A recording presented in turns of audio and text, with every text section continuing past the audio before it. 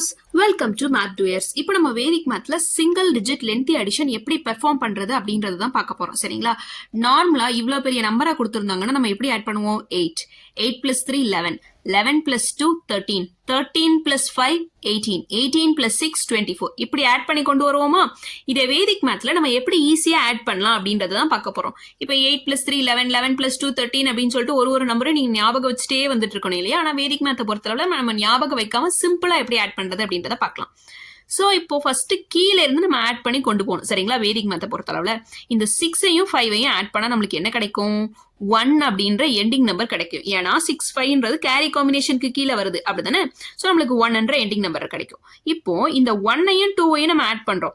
1ஐயும் 2ஐயும் add பண்ணா நம்மளுக்கு 3ன்றது கிடைக்கும். சோ 3ன்றது நான் கேரி காம்பினேஷன். சோ நம்ம அதை எழுதிக்கிறது இல்ல.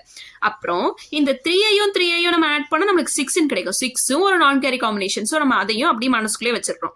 இப்போ இந்த 6ஐயும் 8ஐயும் ஆட் பண்ணா நம்மளுக்கு 4ன்ற எண்டிங் நம்பர் கிடைக்கும் இல்லையா? அது ஒரு கேரி காம்பினேஷன்ல வரும். சோ 4ன்ற எண்டிங் நம்பர் கிடைக்கும். இந்த ப்ராப்ளம் பாத்தீங்கன்னா நம்ம வந்து 2 தடவை கேரி பண்ணி கொண்டு போயிருக்கோம் அப்படிதானே. சோ நம்ம 2 தடவை கேரி பண்ணி கொண்டு போயிருக்கிறதுனால நம்ம ஃபர்ஸ்ட் 2 அப்படின்றத எழுதிக்கிறோம் சரிங்களா. அடுத்து ஃபைனலா நம்மளுக்கு கிடைச்சிருக்கிறது இந்த 4 அப்படின்ற எண்டிங் நம்பர். சோ இந்த 4ஐ எழுதிக்கிறோம். சோ நம்மளோட சொல்யூஷன் 24 சரிங்களா. சோ நெக்ஸ்ட் ப்ராப்ளமும் இதே மாதிரி தான்.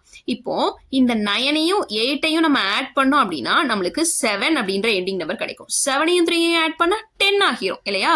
சோ 10ன்றது வந்து 0ல முடியுது அப்படிதானே. சோ 0ல முடியறதுனால நம்ம அடுத்த நம்பரையும் சேர்த்து ஆட் பண்ணிக்கிறோம். சோ 10ஐயும் 5ஐயும் ஆட் பண்ணோம்னா நம்மளுக்கு 15 கிடைக்கும். 15ல எண்டிங் நம்பர் 5 தானே. சோ 5ஐ எழுதிக்கிறோம் சரிங்களா.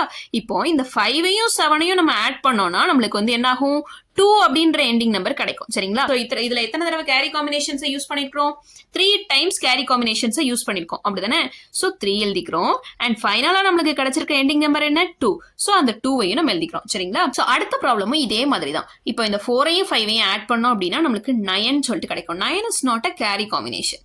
சோ இப்போ இந்த 9ஐயும் இந்த 6ஐயும் ஆட் பண்ணோம் அப்படின்னா நம்மளுக்கு வந்து 5 அப்படின்ற எண்டிங் நம்பர் கிடைக்கும். That belongs to the carry combination இல்லையா. சோ 5 என்ற எண்டிங் நம்பர் கிடைக்கும். இப்போ இந்த 5ஐயும் 7ஐயும் ஆட் பண்ணா மறுபடியும் கேரி காம்பினேஷன் ஆகி 2ன்ற எண்டிங் நம்பர் கிடைக்கும். இப்போ இந்த 2ஐயும் 8ஐயும் ஆட் பண்ணா 10 ஆகிரும். நான் என்ன சொல்லிருக்கேன்? 10ன்னு வந்துட்டு அதுல லாஸ்ட் 0 இருக்கிறதுனால நம்ம அதை கன்சிடர் பண்ண வேண்டாம். சோ இப்போ இந்த 10ஐயும் இந்த 9ஐயும் ஆட் பண்ணா நம்மளுக்கு 19 ஆகிரும். 19ன்றது வந்து ஒரு கேரி காம்பினேஷன். சோ 9ன்ற எண்டிங் நம்பர் நம்மளுக்கு கிடைக்கும். எத்தனை தடவை கேரி பண்ணி கொண்டு போயிருக்கோம்? 3 டைம்ஸ் கேரி பண்ணி கொண்டு போயிருக்கோம். சோ 3 எழுதிக்கிறோம். அண்ட் ஃபைனலா நம்மளுக்கு கிடைச்சிருக்க எண்டிங் நம்பர் என்ன? 9. அதையும் எழுதிக்கிறோம். இதுதான் நம்மளோட சொல்யூஷன்.